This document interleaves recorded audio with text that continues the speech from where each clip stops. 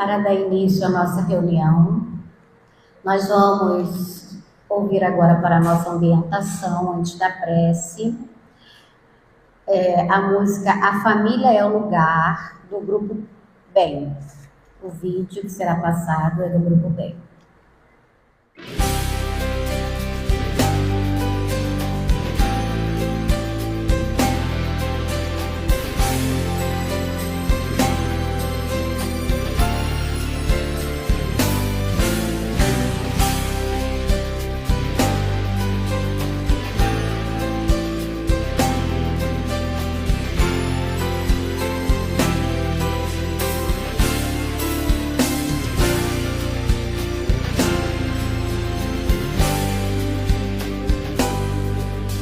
Talvez eu viva bem sozinho e assim possa continuar, mas sei que tenho um compromisso e eu não posso me enganar. Errar faz parte do caminho, mas juntos vamos encontrar o amor de mãe, de pai e filhos. A família é o lugar. São muitas casas pelo mundo, mas muito poucas têm um lar. E eu vou tentar fazer de tudo pra esse laço apertar. Errar faz parte do caminho, mas juntos vamos encontrar o amor de mãe, de pai e filhos. A família é o lugar. Talvez eu viva bem sozinho e assim possa continuar, mas sei que tenho um compromisso e eu não posso me enganar. Errar faz parte do caminho, mas juntos vamos encontrar o amor de mãe, de pai e filhos. A família é o lugar. São muitas casas pelo mundo, mas muito poucas têm um lar. E eu vou tentar fazer de tudo pra esse laço apertar. Errar faz parte do caminho, mas juntos vamos encontrar o amor de mãe, de pai e filhos. A família é o lugar. A família é o lugar. A família é o lugar. Então, meus irmãos, vamos agora agradecer a espiritualidade amiga, aos benfeitores desta casa, agradecer ao nosso amado irmão Jesus, porque estamos aqui para mais um dia de aprendizado, de ouvir a sua mensagem, a mensagem do Cristo, a mensagem do Espiritismo.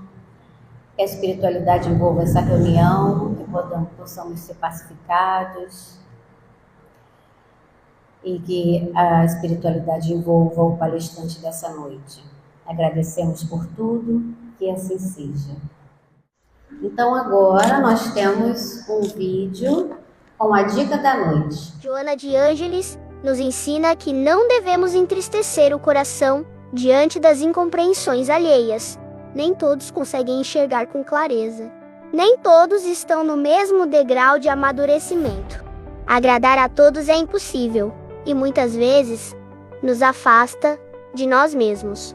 O que realmente importa é seguir fiel à própria consciência, alinhada ao bem sem carregar a necessidade de aprovação.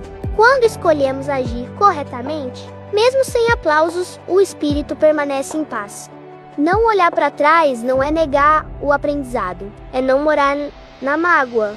Seguir em frente com serenidade é uma forma silenciosa de coragem e um sinal claro de evolução espiritual. Tenha um bom dia do seu guia de luz, Luzinho.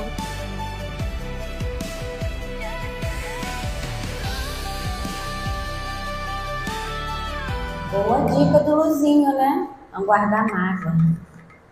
Então agora chegamos ao momento principal da nossa reunião. Nós vamos à nossa palestra. O expositor dessa noite é o nosso irmão Alexandre Machado, ele é aqui da nossa casa.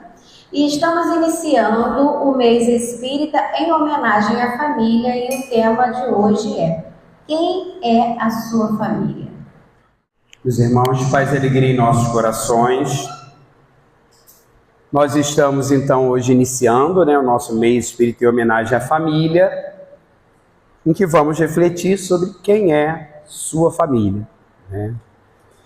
E nós queremos começar lembrando, é algo que a gente aprende na escola, né? Creio que todo mundo deva ter ouvido isso em alguma vez, principalmente na escola, que a família é a célula máter, ou seja, a célula mãe, a célula básica da sociedade. Porque a sociedade ela é formada de vários núcleos familiares, várias famílias fazem esse grande todo que é a sociedade. E aí, até com base nisso, nós queremos começar trazendo essa colocação do Espírito Joana de Ângeles, quando nos diz: quando a família periclita, ou seja, corre perigo por esta ou aquela razão, sem dúvida a sociedade está a um passo do malogro, ou seja, do fracasso. E lá em O Livro dos Espíritos, de Allan Kardec, na questão 775, nós também vamos encontrar uma informação nesse sentido, quando Kardec pergunta: qual seria para a sociedade o resultado do relaxamento dos laços de família? E os espíritos superiores respondem esclarecendo: uma recrudescência, ou seja, um agravamento, uma intensificação, um aumento do egoísmo.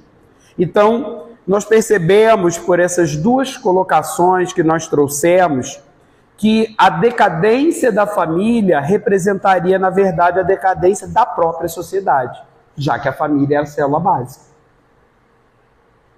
Afinal de contas, se no organismo nós temos uma célula que está doente, o organismo vai ficar doente, vai estar enfermo, não é verdade?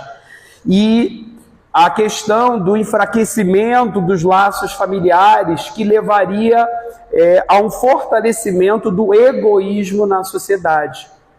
Porque com esse enfraquecimento dos laços de família, a tendência seria nós vivermos numa sociedade cada vez mais individualista, né? Aquela história de cada um por si e Deus por todos.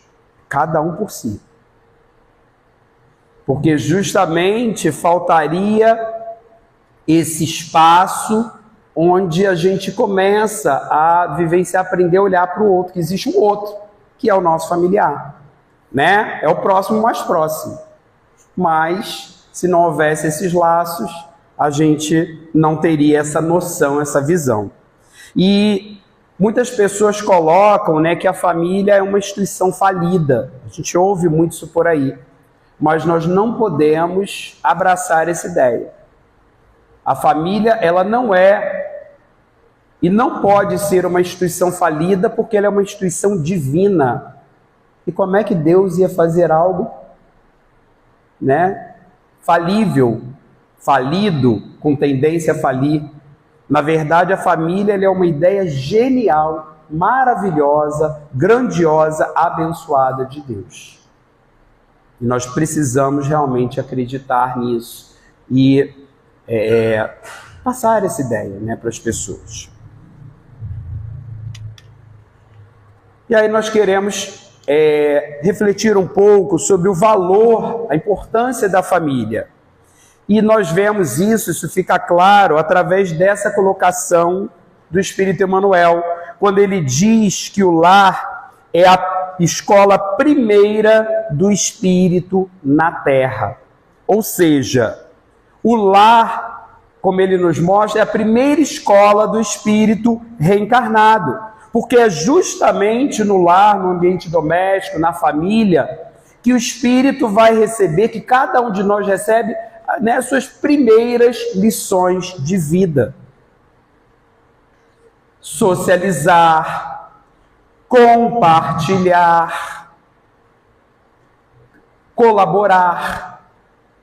Então, tudo isso a gente começa a aprender primeiro no lar.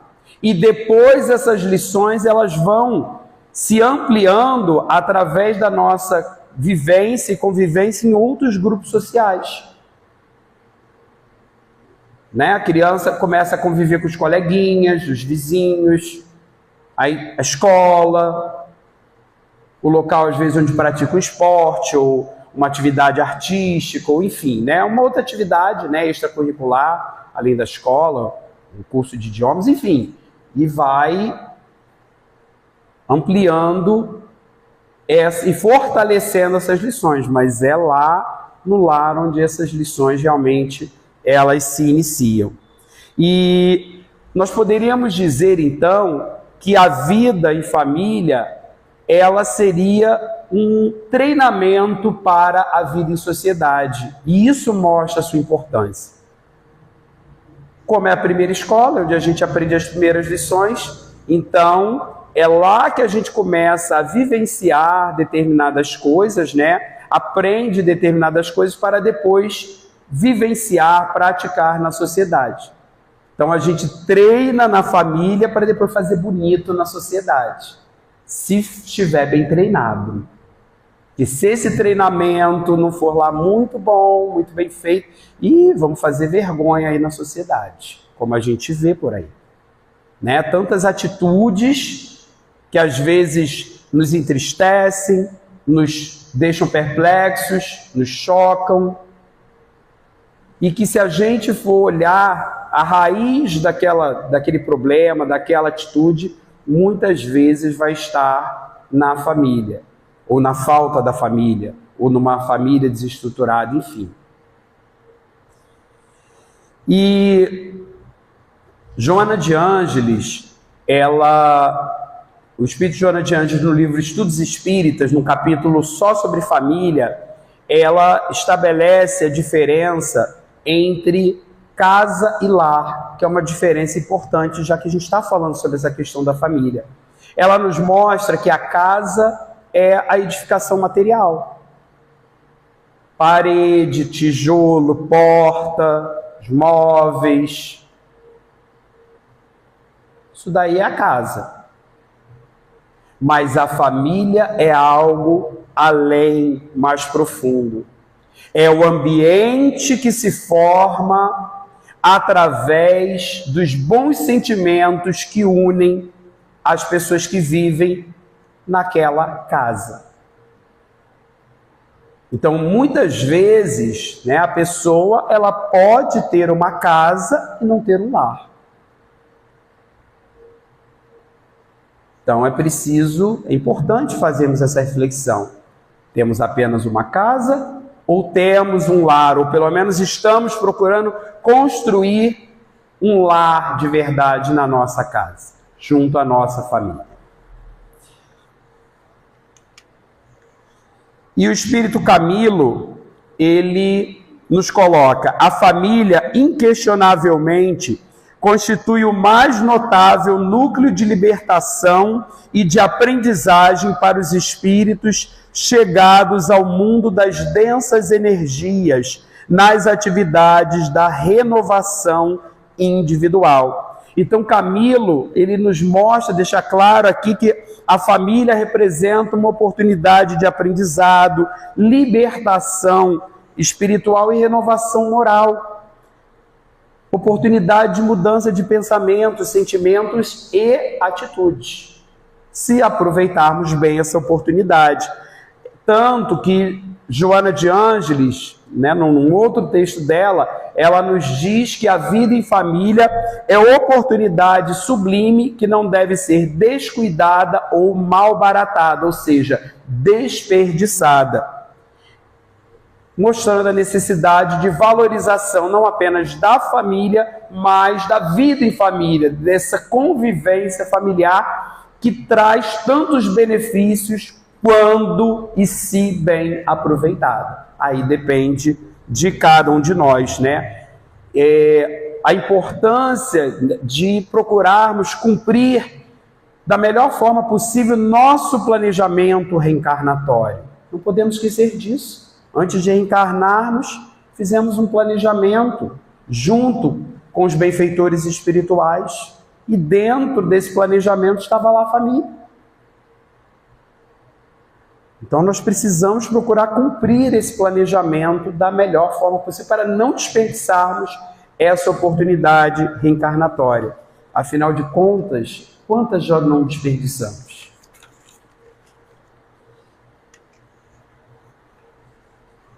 E Joana de Ângeles, né, falamos nela agora, ela nos traz também essa colocação ampliando a nossa visão. Quando ela diz, a família é o grupo de espíritos normalmente necessitados, desajustados, em compromisso inadiável para a reparação. Então nós temos aí uma visão espírita da família, né? Que é a visão que precisamos ter. Estamos aqui na Casa Espírita, viemos aqui, né, assistir palestra, grupo de estudo, então, né, é a visão que a gente procura realmente ter e abraçar da família, enquanto essa reunião, esse reencontro de espíritos, muitas vezes com ligações do passado, ligações reencarnatórias, e muitas vezes com essa necessidade que ela coloca de reajuste, reparação, reconciliação. Para isso que estamos ali juntos. E em relação a isso, né, nós temos uma historinha que retrata, né, essa questão reencarnatória, dessa necessidade de reajuste, de reconciliação, muitas vezes, dos familiares, contada sob a forma de um poema que está no livro Páginas de Fé, de Carlos Bacelli, que é um livro que foi tema de palestra no mês passado, no mês em homenagem ao livro Espírita, apresentado pela nossa irmã Adriana Teixeira, lá do Grêmio. E é um poema do espírito Valentim Magalhães, que diz assim: sou tua, a jovem diz com garbos de princesa ao jovem lavrador de presença singela. São noivos entre os dois, no entanto a bela desposa outro rapaz aos sonhos de riqueza. O moço agricultor suicida-se por ela, esmagado em delírios da tristeza. Passa o tempo, lembrando a correnteza de um rio enorme que se desatrela. Chega um dia no além, a jovem já senhora pede para ser mãe do seu amor de outrora, ao vê-lo mudo e louco, olhar triste sem brilho. Ela torna-se mãe.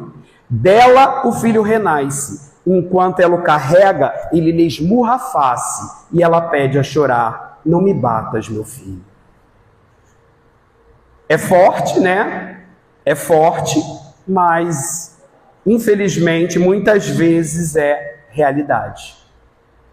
Muitas vezes aquele familiar que demonstra às vezes uma animosidade, né? Uma questão muito negativa em relação a nós, ou vice-versa, às vezes é o contrário, e que não tem um motivo aqui nessa existência atual, muitas vezes a causa está em vidas passadas. É o que a gente estuda no Evangelho segundo o Espiritismo, no capítulo 5, Bem-aventurados os aflitos, as causas atuais das aflições e as causas anteriores das aflições. Se não está no presente, muito provavelmente está no passado. Mas é importante, meus irmãos, nós termos a noção do seguinte, que às vezes a gente tem a falsa ideia de que na família só tem inimigo do passado. Que Deus seria esse, né? Se assim o fosse. Como é que a gente ia cumprir o planejamento reencarnatório dessa forma? Então, é claro que a providência divina oportuniza que na família nós tenhamos, sim, muitas vezes desafetos do passado, mas também os afetos, né? Aqueles pelos quais nós nutrimos não apenas a afeição, mas simpatia, afinidade, que nos causam bem-estar, claro, para nos auxiliar nessa trajetória, nessa caminhada. Porque senão realmente ficaria muito, né, puxado, muito pesado e muito difícil. Tá? Então, isso é importante, porque às vezes a gente coloca muito aí, né, no meio espírita como se todo mundo fosse inimigo do passado. E graças a Deus mesmo, Não é assim. Agora, nós queremos trazer uma pequena mensagem do livro Sinal Verde, do Espírito André Luiz, o capítulo 7, cujo título é Parentes Difíceis, que justamente vai desdobrar e aprofundar o que nós estávamos comentando agora. Olha o que ele nos coloca, nos alerta, nos orienta, esse espírito amigo. Aceite os parentes difíceis na base da generosidade e da compreensão, na certeza de que as leis de Deus não nos enlaçam uns com os outros sem causa justa.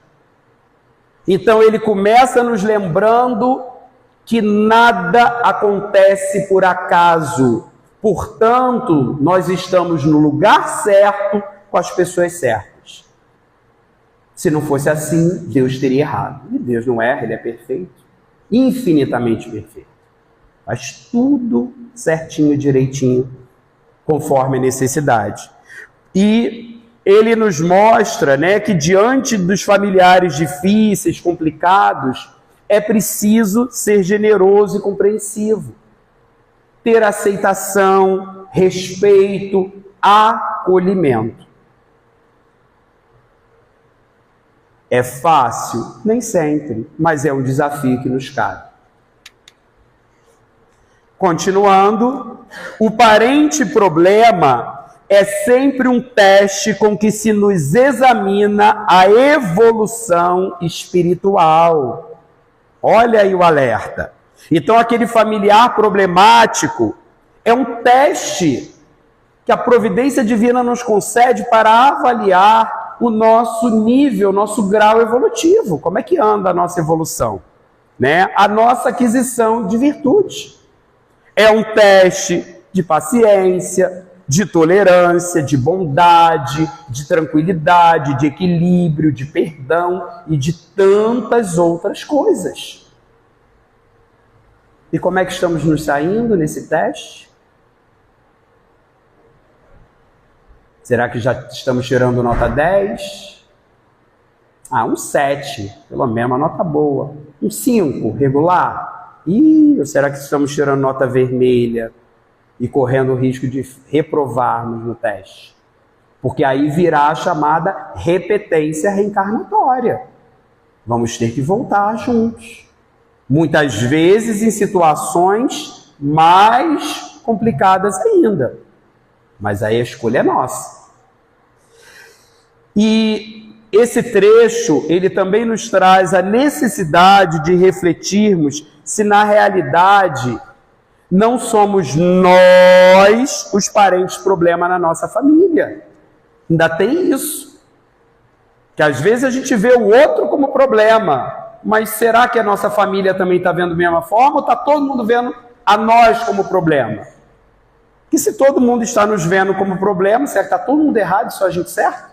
Só a nossa visão que está perfeita, maravilhosa e dos outros equivocada? A gente, no mínimo, precisa parar para refletir sobre isso. Principalmente diante do conhecimento que nós temos, né? A quem muito foi dado, muito será pedido, muito será cobrado. A nossa responsabilidade é do tamanho do nosso conhecimento.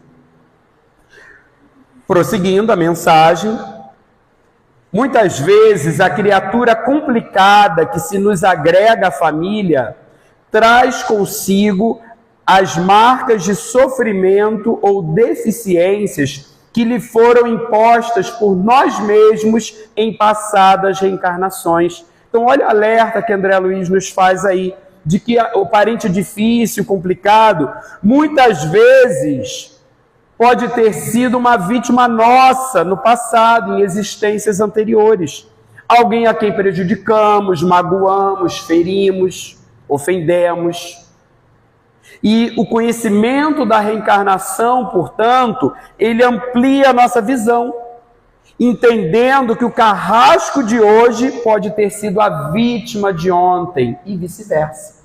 A vítima de hoje pode ter sido o carrasco de ontem. Os papéis muitas vezes se invertem, são dinâmicos dentro da lei da reencarnação.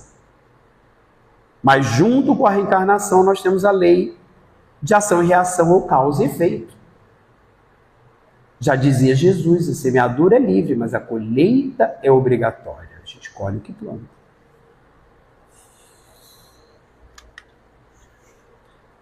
E diz ainda André Luiz, não exija dos familiares diferentes de você um comportamento igual ao seu, porquanto cada um de nós se caracteriza pelas vantagens ou prejuízos que acumulamos na própria alma.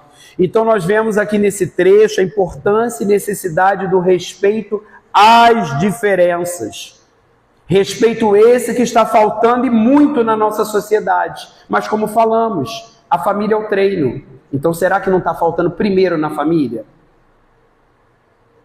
Será que as pessoas não estão conseguindo respeitarem as diferenças em sociedade, não importa o tipo de diferença que seja? Porque não estão conseguindo fazer isso na própria família? Para a gente parar e refletir, se a gente for analisar, pesquisar, vamos ver que muitas vezes é isso. Está começando o problema na família. Precisamos lembrar, meus irmãos, que cada um é uma individualidade. Cada pessoa é, na verdade, um espírito imortal, criado por Deus num determinado momento e com uma trajetória evolutiva individual e específica. A caminhada de cada um é a sua caminhada. Claro que muitas vezes nessa jornada os caminhos se entrecruzam. Mas a jornada, ela é individual. Ninguém caminha por ninguém, ninguém evolui por ninguém. Precisamos ter em mente que ninguém é igual a ninguém. E graças a Deus por isso. Já pensou? Todo mundo igual? Que afinal de contas, o que seria do azul se todos só gostassem do verde, do rosa, do laranja? E precisamos lembrar, o Espiritismo nos mostra isso, que cada um tem o seu livre-arbítrio. Liberdade de pensar, de sentir e de agir conforme a sua própria vontade. É claro que é importante nós estarmos nesse processo de reforma íntima, de transformação moral, buscando a nossa melhor versão cada vez mais. Só que isso precisa partir da pessoa.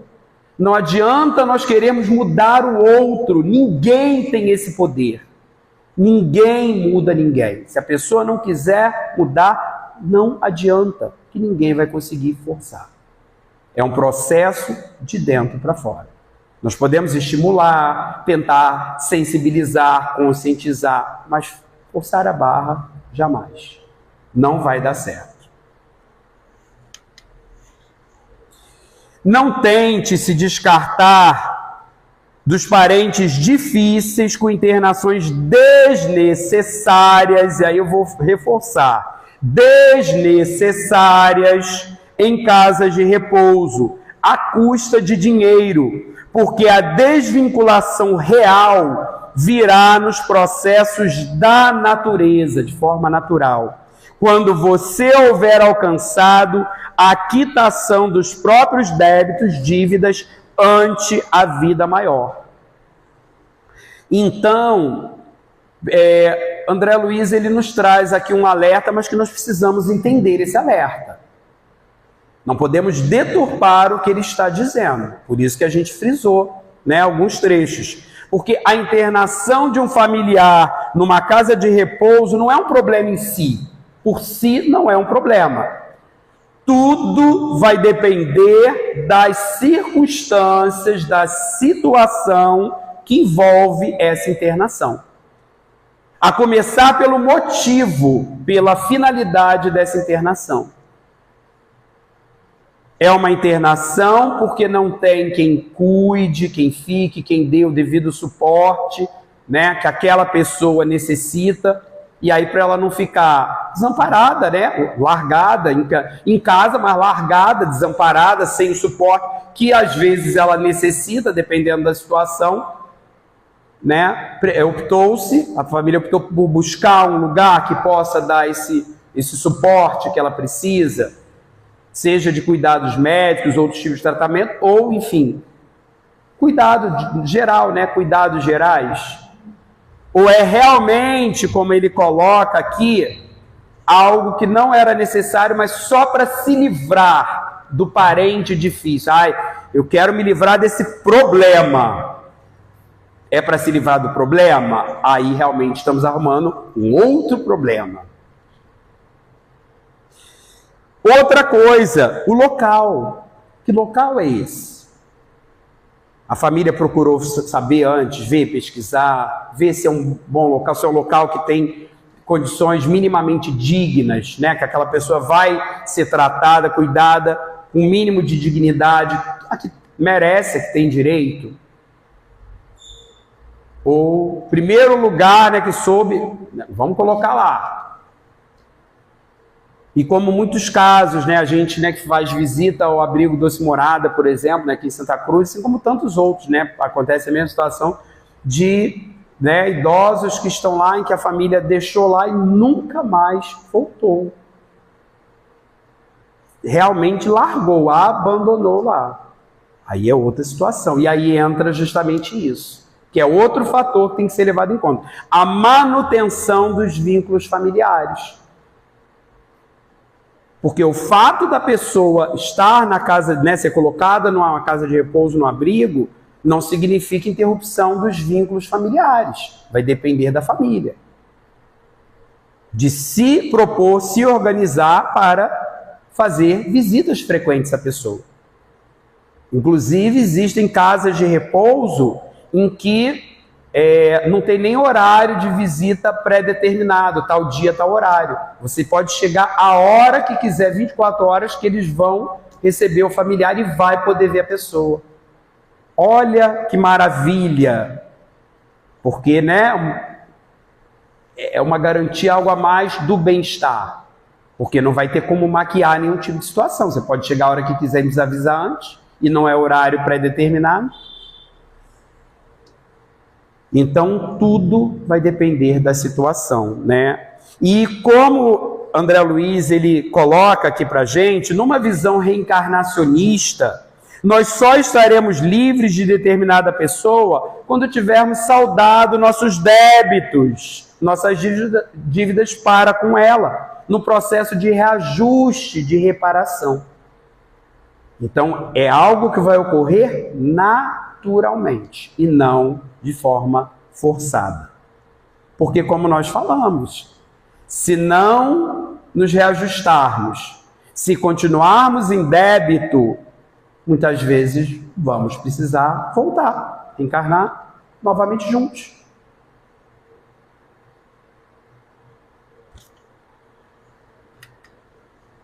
E André Luiz termina a mensagem com essa colocação, muito interessante também, essa informação irreflexiva. Nas provações e conflitos do lar terrestre, quase sempre estamos pagando pelo sistema de prestações certas dívidas contraídas por atacado. Olha que informação maravilhosa, consoladora. Ele nos mostra aí a questão da bondade e da misericórdia divina, que nos possibilita pagarmos, saldarmos as nossas dívidas, muitas vezes enormes. A gente não tem nem como dimensionar o tamanho. Dívidas para com as leis divinas. Porque, na verdade, a dívida é para com as leis divinas, em suaves prestações. Portanto, meus irmãos, isso nos faz pensar, refletir que às vezes certa situação familiar de dificuldade ou de sofrimento é apenas uma pequena parte, uma pequena parcela de um débito espiritual muito maior. E nós precisamos ter ou adquirir essa consciência. Porque isso nos mostra a importância e a necessidade da resignação. De nós entendermos, compreendermos e aceitarmos os desígnios divinos. Entendendo que aquilo dali é o mínimo diante do tanto que estamos em dívida com as leis de Deus. E aí, nós vamos trazer agora alguns outros colocações, né, de outros textos de, né, diversos amigos espirituais aí, sobre nessa questão da família. Quem nos fala agora é o Espírito Emmanuel. Olha o que ele nos diz: os parentes são obras de amor que o Pai compassivo, Deus, né, nos deu a realizar. Ajudemo-los através da cooperação e do carinho, atendendo aos desígnios da verdadeira fraternidade. Somente adestrando paciência e compreensão, tolerância e bondade na praia estreita do lar é que nos habilitaremos a servir com vitória no mar alto das grandes experiências. Então, Deus espera que nós edifiquemos, construamos obras de amor junto à nossa família, através de vários fatores importantes e que são mostrados aí por Emmanuel: auxílio, cooperação, carinho, fraternidade, paciência, tolerância, compreensão, bondade e tantos outros. E esse trecho final, a parte final do trecho, né, quando ele traz essa metáfora, essa imagem, né, da questão da praia estreita do lar, para estarmos aptos a servir no mar alto das grandes experiências, isso nos fez lembrarmos de uma colocação de André Luiz no livro Sinal Verde, aquele mesmo livro do texto que a gente leu agora há pouco, mas um outro capítulo, né? Chamado Experiência Doméstica, quando ele diz o seguinte: se você não sabe tolerar, entender, abençoar ou ser útil a 8 ou 10 pessoas do ninho doméstico, de que modo cumprir os seus ideais e compromissos de elevação nas áreas da humanidade? É como está no Evangelho de Jesus: aquele que é fiel no pouco será fiel no muito. Se nós não conseguimos dar conta de um pequeno grupo social que é a família, como é que a gente vai dar conta da sociedade como um todo? De grupos sociais maiores? Do trabalho, da vizinhança, da casa espírita, enfim, e tantos outros grupos sociais onde a gente convive, da academia, do curso, enfim. A gente não está dando conta daquele grupinho ali familiar. Então é para nós realmente refletirmos. Agora nós temos o Espírito Teresa de Brito. Nós vamos trazer várias colocações dela do livro Vereda Familiar, que é um livro maravilhoso que a gente recomenda sobre esse assunto família, todo sobre esse assunto. Aliás, há muitos livros maravilhosos sobre esse assunto, tá? Quem depois quiser, eu queria aprofundar mais, estudar mais família à luz da doutrina espírita, a gente tem o grupo de evangelização da família aos domingos, né? Já foi divulgado, mas a gente aproveita para reforçar, né? De 10 às 11h30, mas nós temos vários livros espíritas maravilhosos que a gente pode recomendar, tá bom? Só falar com a gente depois. Ela nos diz o seguinte: ansiando por crescer na convivência com os ideais enobrecidos dos espíritos luzeiros, quer dizer, luminosos, aprenda a dialogar para solucionar problemas, conversando equilibradamente para o bem geral. Faça o possível para não cobrar a afeição dos amores ou reclamar consideração que talvez você ainda não tenha feito nem esteja fazendo nada por merecer. Duro, né? Mas qualquer coisa podem reclamar ou discutir depois com Teresa de Brito. A gente só está transmitindo o recado, não temos nada com isso. Ela que está dizendo. E nós vemos aí, né, nesse trecho, a importância e necessidade do diálogo. Lembrando que não é monólogo. Porque às vezes a gente acha que diálogo é isso. A gente fala e o outro só ouve. Isso não é diálogo, isso é monólogo. Diálogo pressupõe uma troca de ideias, experiências, enfim.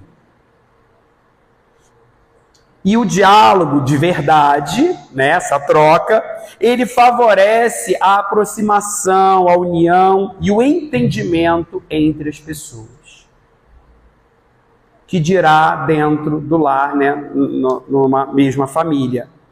E em relação a isso, nós nos lembramos de um texto que a gente leu muitos anos atrás, né? Não é nem um texto espírita, mas a lição que ele nos traz é muito interessante e importante. De uma forma simbólica, metafórica, né? O texto ele questiona por que as pessoas gritam quando estão nervosas. Porque não é comum, quando a pessoa está nervosa, elas gritarem umas com as outras. Né, numa discussão, numa briga de família, as pessoas, né, ficam nervosas e gritam.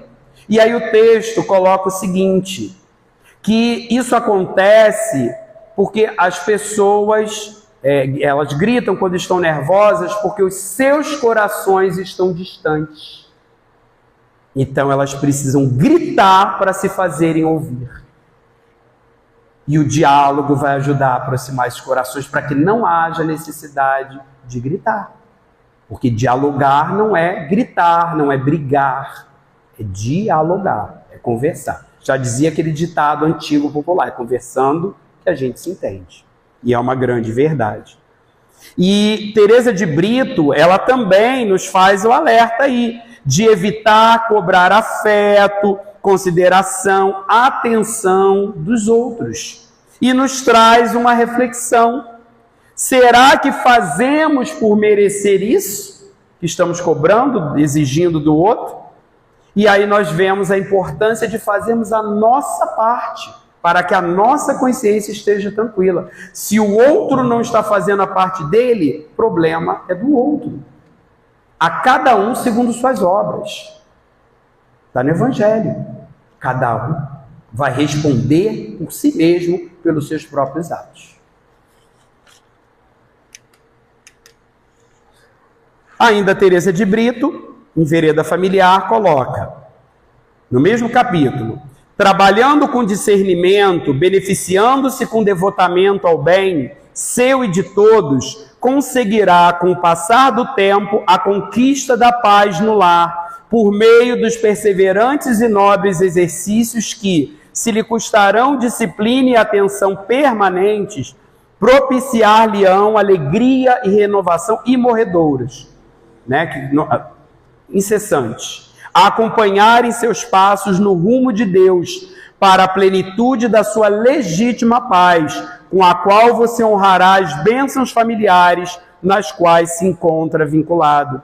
Então ela nos mostra que para conquistar a paz no lar é preciso exercitá-la constantemente, através da disciplina, atenção, paciência, renúncia, abnegação, perdão, e tantos outros fatores.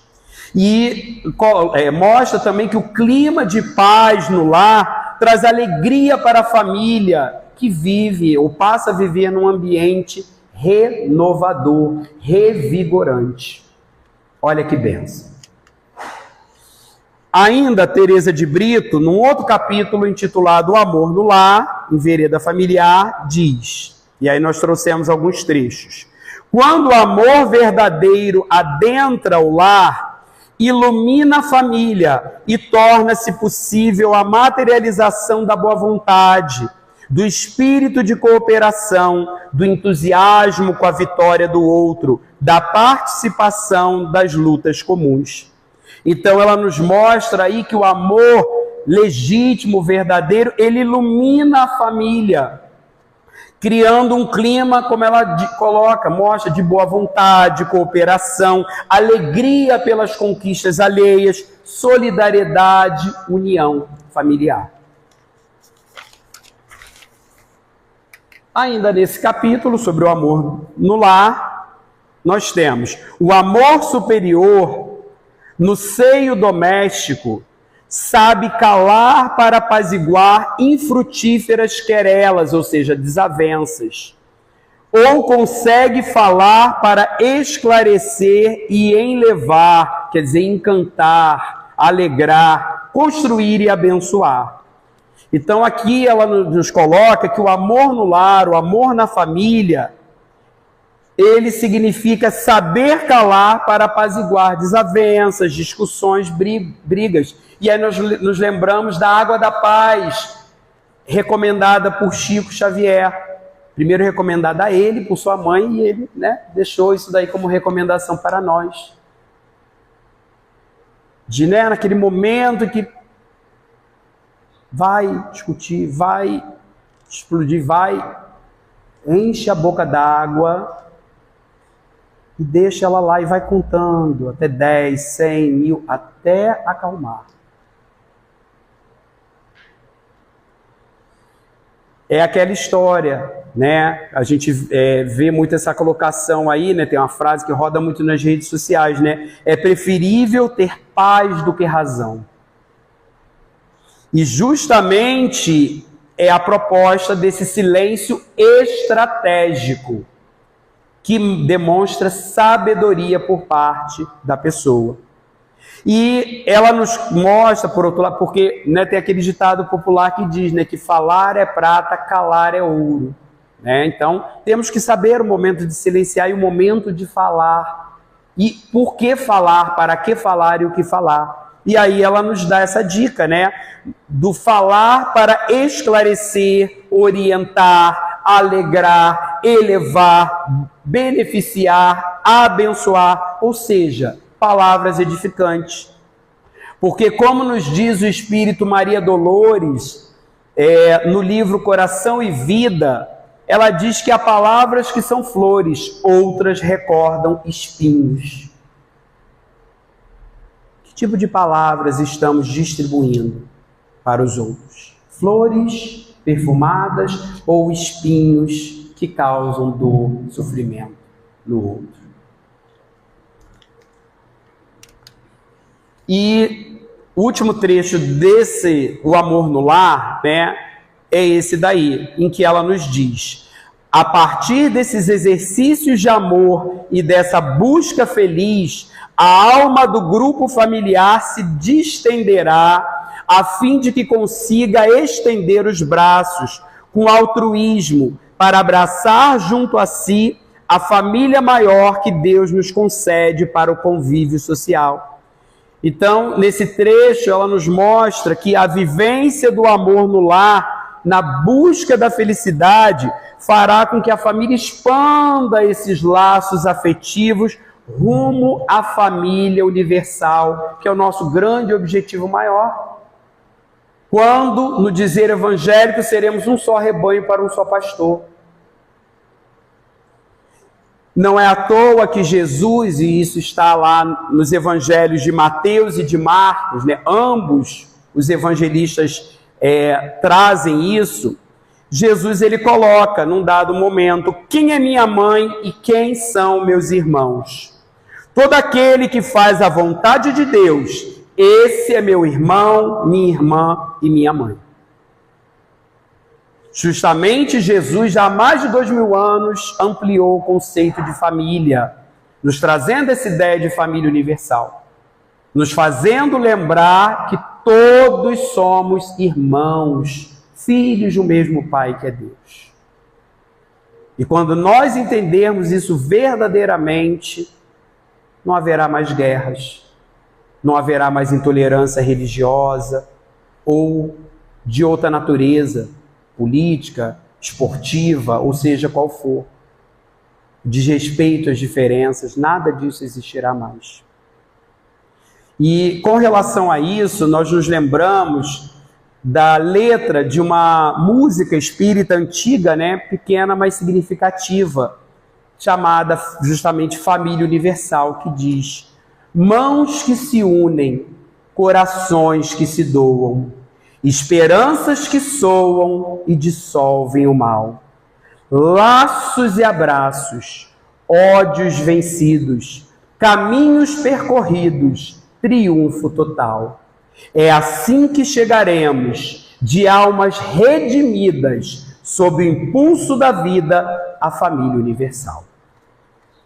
E para caminharmos, já caminhando para o final do nosso trabalho, nós trazemos ainda esse trecho agora do Espírito Joana de Ângeles, no livro Estudos Espíritas, justamente o capítulo sobre família, que a gente havia, né, comentado anteriormente, em que ela nos diz: a doutrina espírita, atualizando a lição evangélica, descortina na família esclarecida espiritualmente a humanidade ditosa, ou seja, feliz, do futuro promissor. Sustentá-la nos ensinamentos do Cristo e nas lições da reta conduta, apesar da loucura generalizada que rompe em toda parte, é o mínimo dever de que ninguém se pode eximir, ou seja, escapar. E nós temos essa imagem ali, né?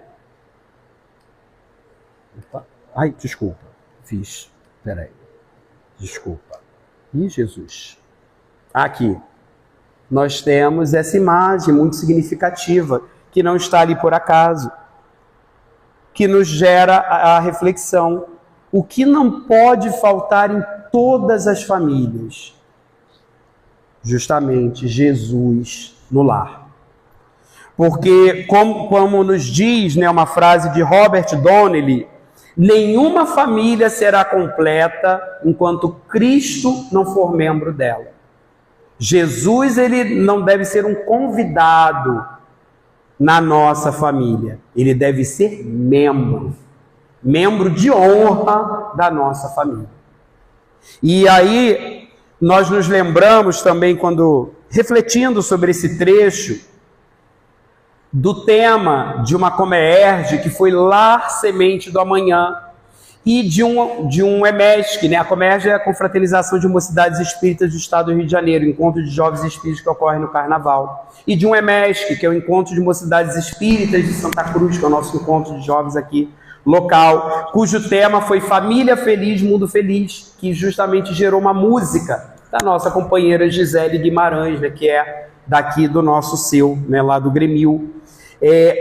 E justamente essas mostram, né, esses temas da Comerge trazem a mesma ideia que o primeiro parágrafo do texto, né, desse trecho aí nos traz, de que a família espiritualizada, equilibrada, enobrecida, ela é a garantia de um futuro melhor, mais feliz para a humanidade, ou seja, da renovação social.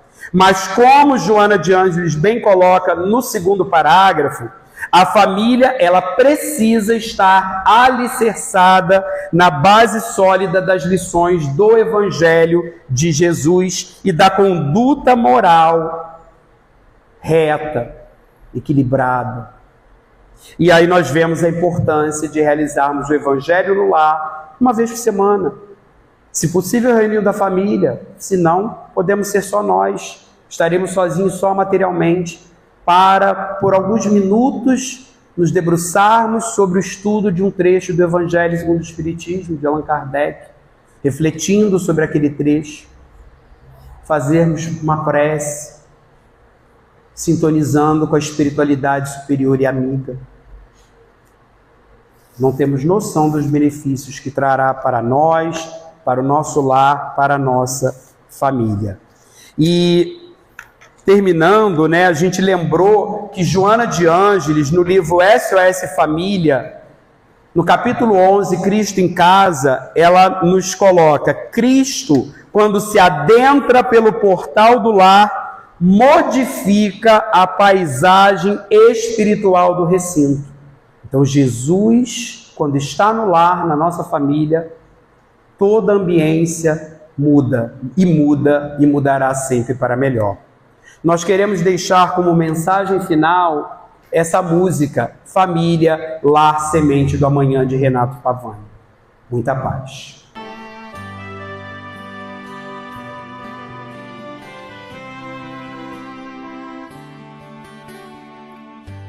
Na acústica do lar pude ouvir a sinfonia do amor.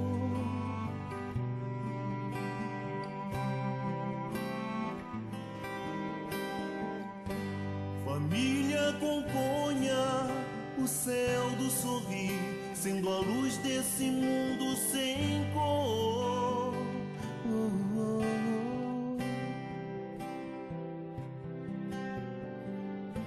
Família, não adies mais teu compromisso, reacendendo a luz de tua missão aqui na terra.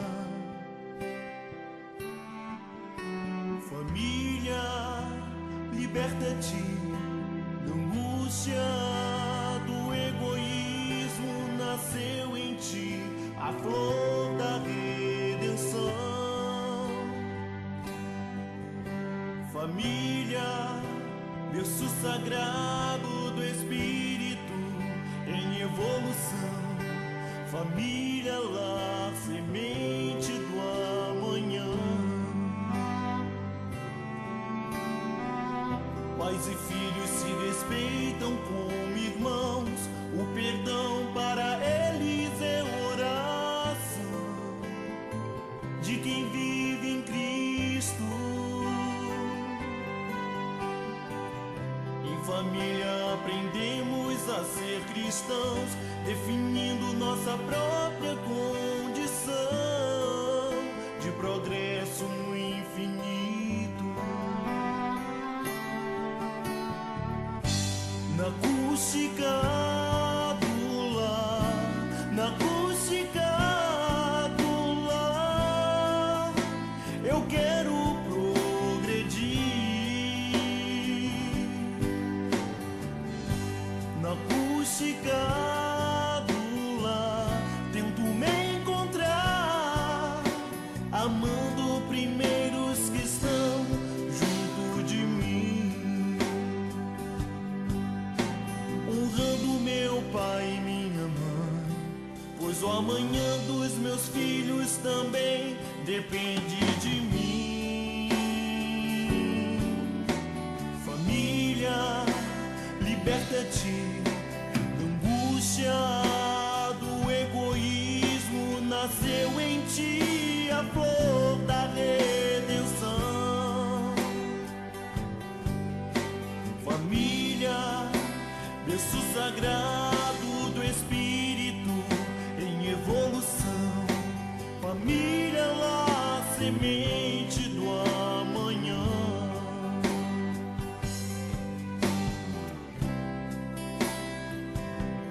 Do amanhã.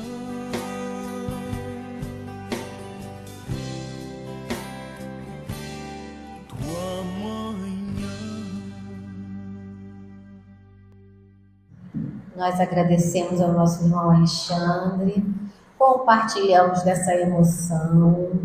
Então, nós vamos agora aproveitar a vibração que nós sentimos nesta noite, em toda a reunião, finalizando com essa música, e agradecer ao nosso Pai amado, Deus de infinita misericórdia, pela bênção da família, por poder estarmos aqui, por ter a oportunidade de ter reencarnado, de ter pessoas que nos receberam e continuaram conosco, nos ensinando, nos ajudando a caminhar. E agora crescidos, estamos aqui nessa família espírita, envolvidos por esse amor, por toda essa energia que a espiritualidade amiga está agora nos envolvendo, nos acariciando, nos acolhendo, que possamos levar para nossos lares, para os nossos amores que estão em casa, tudo que estamos recebendo nessa noite. Obrigado, Jesus, pela oportunidade de estarmos aqui. Que assim seja. Graças a Deus. Então, queridos irmãos, uma boa noite para todos. Temos muito material para a semana, para reflexão. E estaremos aqui na próxima sexta-feira, às 20 horas.